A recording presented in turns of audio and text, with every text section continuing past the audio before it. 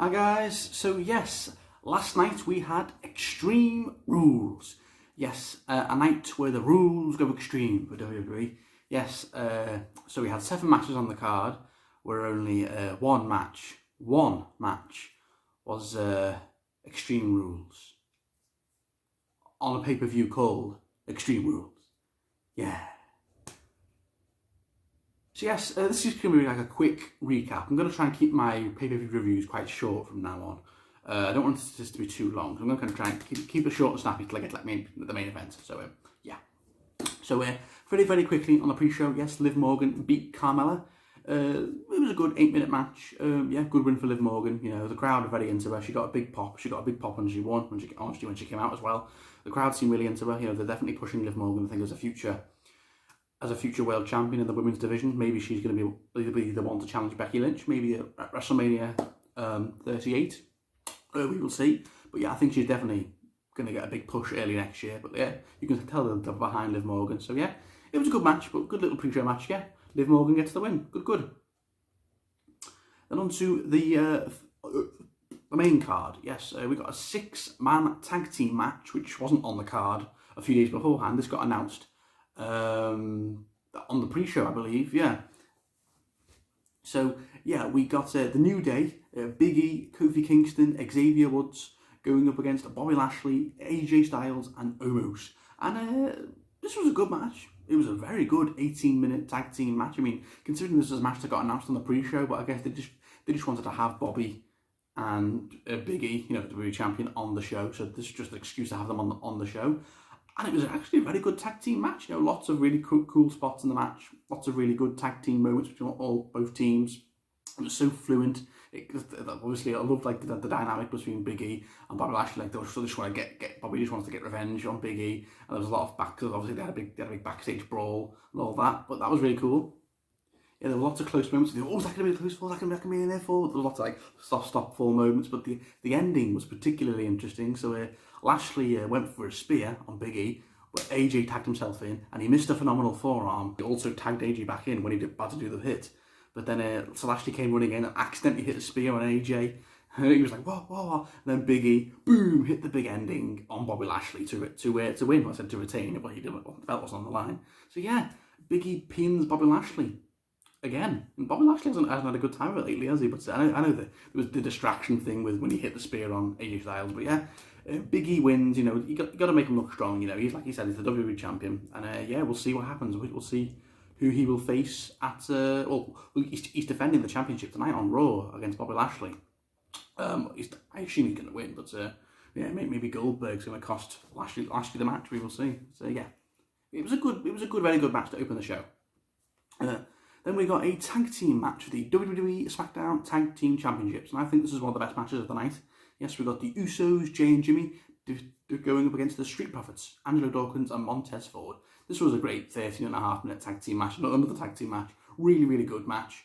These two teams are so good together. They have such great tag team and in-ring chemistry. It was just great. It was non-stop from the first bell. Yeah, there was just so many close falls. There was some times in the match where Montez Ford, even though he was injured, they were fighting through the pain, and yeah, the crowd were really into it. There was a "This is awesome" chant, but halfway through the match, it was great. It was a really good tag team match. So yeah, towards the end, the Street Profits hit a blockbuster on Jimmy Uso, and Montez Ford got the near fall. Then the Usos threw Dawkins into the barricade, and Ford hit a running knee dive flip on both Jimmy and Jay. That was so cool. Out the ring, boom, onto Jimmy and Jay. But then back in the ring, Montez Ford hit a frog splash on Jay for the near fall. And then the Usos hit a double super kick on Angelo Dawkins and on Montez Ford as well. And then the Usos hit like a double super fly splash on Montez Ford to retain. So very good match. You know, the Usos definitely needed to retain to keep the bloodline looking strong. The Street Profits got nothing to be ashamed of. It was a very good tag team match. But yeah, I think the Street Profits, the bloodline are going to keep those belts for a little while longer, I think. Yeah.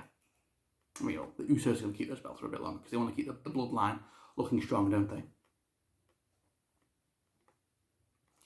Then on to the next match. Yes, we got a singles match for the WWE Raw Women's Championship. Yes, we got Charlotte Flair going up against Alexa Bliss. And this match wasn't great. After two very good tag team matches to kick off the show, this was a bit of a, yeah, it was okay, but it just, in terms of Charlotte's title matches, this definitely isn't up there. It was just, I don't know, it just didn't click for me. There was a few good bits here and there.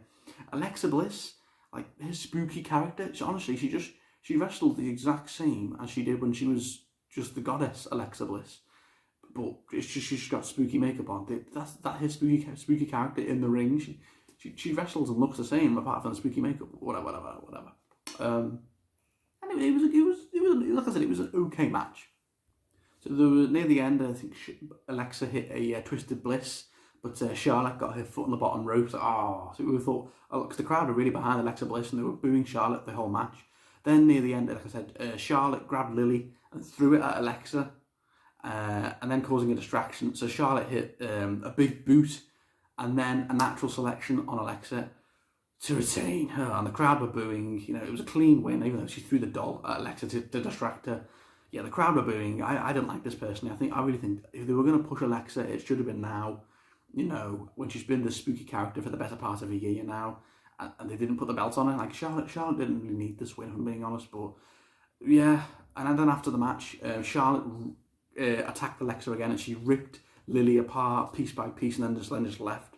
And then poor Alexa Bliss, she sat in the ring like crying and screaming at all the broken pieces of Lily, and the crowd started going, "Thank you, Lily." That was so funny. Yeah, I kind of felt bad for Alexa Bliss because she was because Lily's all been broken up. So is that it? Is this marking the end of Alexa Bliss's spooky character now? Is she going to go back to being the goddess in the next few months? Because where did they go from here? Is there going to be a rematch? Because Alexa did look really annoyed and she was like from a screen, look angry. Lily's remains. Is there going to be a rematch? Maybe at Crown Jewel? Maybe. Or is Alexa Bliss just going to transition back into her old character now? So yeah, we will see. But yeah, I'm gutted Alexa Bliss didn't win the belt. I think she was. If they were going to push the spooky character, they should have done it here. The crowd were booing, but whatever. You got to make Charlotte look really strong. Then on to the next match. We got a triple threat match for the WWE United States Championship. Yes, we got Damian Priest, Jeff Hardy, and Sheamus.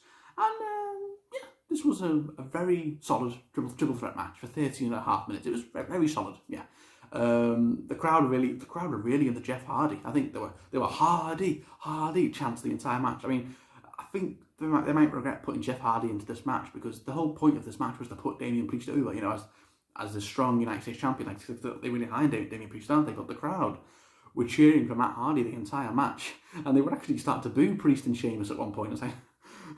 So maybe putting Jeff Hardy in this match was a bit of a mistake, but it was a really good match. So there were some really good spots during the match.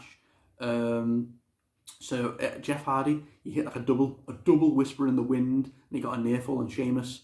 And then Sheamus locked in the cloverleaf on Jeff, but Damian Priest broke it up. And then Sheamus hit the white noise on Damian Priest, but Hardy broke up the pin. I was like, ooh! And then Hardy hit a twist of fate on both Sheamus and Priest, and there was a massive pop from the crowd, and they thought, oh my god, is he going to win it? Then Hardy hit a swanton bomb on then Hardy hit a swanton bomb on both Sheamus and Priest, and it looked like he was about to win, but then Sheamus hit the brogue kick on Jeff Hardy. Oh, it was like, no! And when he tried to get then Damian Priest got a roll-up pin on Sheamus. Quite a cheeky one, but a roll-up pin. And a roll-up pin on Sheamus to retain. Was that? So yeah, Damian Priest retains. Quite a cheeky little roll-up win, but a really good match. It looked like Jeff Hardy was going to win it on 2 occasions, but he was so close. But yeah, Damian Priest retains, as he should, because yeah, he's only won the belt at SummerSlam. I think he's going to have a pretty decent reign with that US Championship. So yeah, very good match. Jeff Hardy looked strong. Sheamus looked strong. He dominated a lot of the match, but in the end, Damian Priest retains. Good match though. Very good match.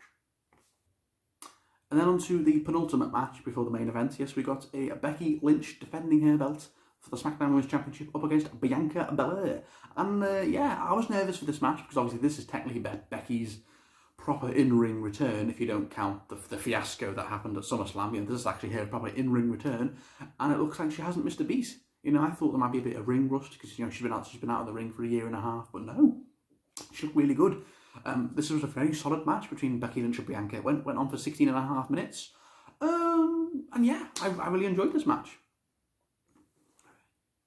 So towards the end of the match, on the outside, Becky hit a Hurricane Rana on Bianca into the steel steps. But then back in the ring, Becky went for an armbar, but Bianca countered it into a powerbomb for a near fall, which looked really cool. But then Becky locked in the disarmer, but Bianca countered and went for the KOD. And it looked like Bianca was about to win. She was about to get revenge, going to hit the KOD. And then Sasha Banks came out, okay, and attacked Bianca. I was like, oh. I mean, yeah, it's cool to see Sasha Banks back, but come on, Sasha, really? And yeah, she caused the DQ,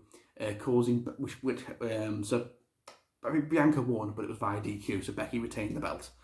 Then afterwards, Sasha attacked both Becky and Bianca with backstabbers, and then she just left looking all cocky, like, yeah, I'm the boss, and I'm back. Had a dream, yeah, and Becky and Bianca were like that, looking at Sasha. So yeah, Bianca had Becky beat when she was about to hit the KOD. And then out came friggin' Sasha. I mean, yeah, I know people are happy to see Sasha Banks back, but it was just annoying because, you know, that would have been a really cool finish. But, you know, obviously I guess they couldn't have Becky lose. But yeah, you know, Bianca had her beat before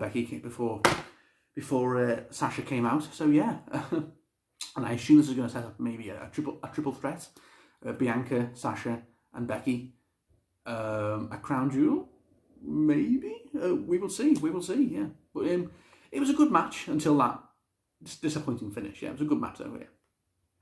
Then on to the main event. Yes, an Extreme Rules match, the only one of the night for the Universal Championship. Yes, we had Roman Reigns defending his belt with Paul Heyman going up against the Demon Finn Balor.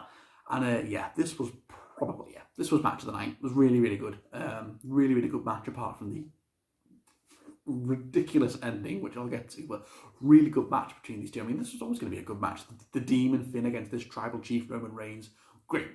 Yeah, and this definitely lived up to the hype. I think definitely with the Extreme Rules match stipulation. So during the match, in the beginning, Finn Balor attacked Roman with a bunch of kendo sticks, like taped together, like with demon, like a demon kendo stick. And then obviously Balor pulled out a table to the big pop of the crowd, because the crowd were going, "We want tables," for the entire match. Like, come on, guys, just watch Roman and Finn wrestle, for God's sake. We want tables. It was a bit ridiculous from the crowd, but whatever. I guess they just wanted to see an Extreme Rules match, which, you know, on Extreme Rules. So Balor pulled out a table, but Reigns hit a running drive-by drop kick to put Balor head first into the ring post. Then the two brawled into the crowd for a little bit, and Roman was wearing a face mask when he was in the crowd. That was funny. So the two brawled into the crowd for a little bit, where Balor hit a crossbody, putting Reigns through a table, which was really cool. Then back into the ring, Reigns put Finn Balor through a table with a massive Uranagi. It was for a near fall. And then Roman hit a Superman punch onto Balor for the near fall. And then Reigns hit a spear on Balor. And I was like, oh no, is Roman going to win? Because one spear is usually all it takes. And 1, 2, but then no, Finn Balor kicked out, but with like a unique low blow. And Roman was like, oh, and it was so cool. So Finn Balor hit a low blow on Roman to kick out. That was really cool. And then Finn Balor, he went for the coup de grace on Roman, and looked like he was about to win. 1, 2, and then the Usos came out and pulled Finn Balor out the ring. So yes, again, Roman needs help from the Usos to retain. I thought we were past this. I thought Roman. Oh, anyway, yeah. So yeah, the Usos helped Roman keep the belt, and then Balor got pissed off, so he put Jey Uso through the announce table with a big powerbomb, which was great. But then Roman, boom, hit a spear on Finn Balor through the barricade. It was like, oh, it was so good. It was so good, man. Really good match. And then with everyone down, boom, boom, the lights start flashing. You're like, what the hell? And a heartbeat sound happens. Like, what's going on? And then the demon just rises up. Like, oh my god! And yeah, he'd like probably like Undertaker style. Like, he can't keep the demon down. And he just gets up and he starts attacking Roman with a steel chair. And then he put, I think he put Roman through through a table as well, with like a cool throw spot. Roman went through a table, and then back in the ring. Then Finn Balor's music starts playing. I'm like, oh my god, is he actually going to win? Is he actually going to win? And he goes for a coup de grace. But no, he's about to go for a coup de grace. All the lights are red, and oh my god, is he actually going to beat Roman? Oh my god! And then the top rope snapped, and Finn Balor fell and hurt his knee. I was like, what? And the lights just come back up as normal. Like, what? And then Roman hits a spear. 1, 2, 3. And Roman retains. I was like, oh my goodness, what a stupid finish. I mean, they made it look like Finn was about to win. It's like, oh my god, Finn's going to win. He's going to dethrone Roman Reigns. Oh my god. And then he's about to hit the coup de grace, and the rope snaps. And that's the demon's weakness. The rope snapped. I was like, what? That was a stupid finish. That's the demon's weakness.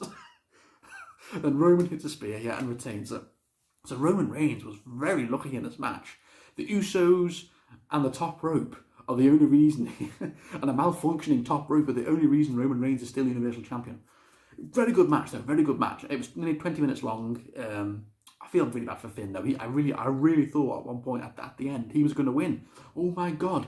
But then no, the top rope. Another company who broke the top rope? Because top ropes never break, do they? Finn Balor's like what, 200 pounds? So the top rope wouldn't snap ordinarily. So then the rope's going to who snapped the top rope? Because obviously maybe it was one of the Usos, maybe it was Paul Heyman, maybe it was the Fiend returning. People saying that, but no, I doubt that. But yeah, Roman retains it with help from the Usos and the top rope. You know, I thought we were past this where Roman needed help to retain. You know, after he beat John Cena clean at SummerSlam, I thought we were past this where Roman needed help to retain, you know. But no, they're back to this now where even though he's been the dominant champion for over a year now, a lot of defences he's needed help to retain, you know. Finn Balor here, Edge at Money in the Bank with Seth Rollins, WrestleMania, the Usos helped him retain, Fastlane with Edge coming out, both his matches with Roman Reigns, both his matches with Kevin Owens, he needed help from the Usos, you know. So it's like, I thought we were past this now, you know, that Roman's only clean defences this year where he won clean, I think was, what was it, on pay-per-view, was Cesaro and John Cena. That was it. So yeah, anyway. So yeah, Roman retains, and now it's Roman Reigns versus Brock Lesnar at Crown Jewel for the Universal Championship. I'm looking forward to that. Should be a really good match. No Brock Lesnar. He didn't come out at the end, which I thought was surprising. I really thought he'd come out at the end and beat up Roman, but no.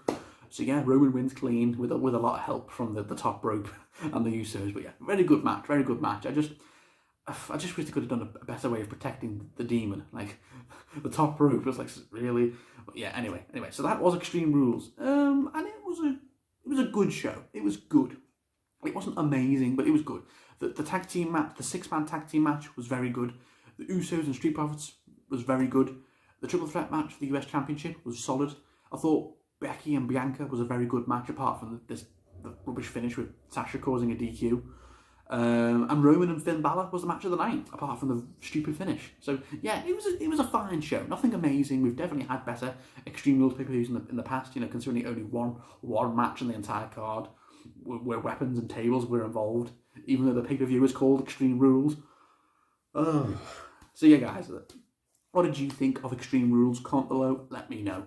So yeah, I'll be back probably in a few days' time actually with a prediction. Tyson Fury and Deontay Wilder 3. That's coming up soon.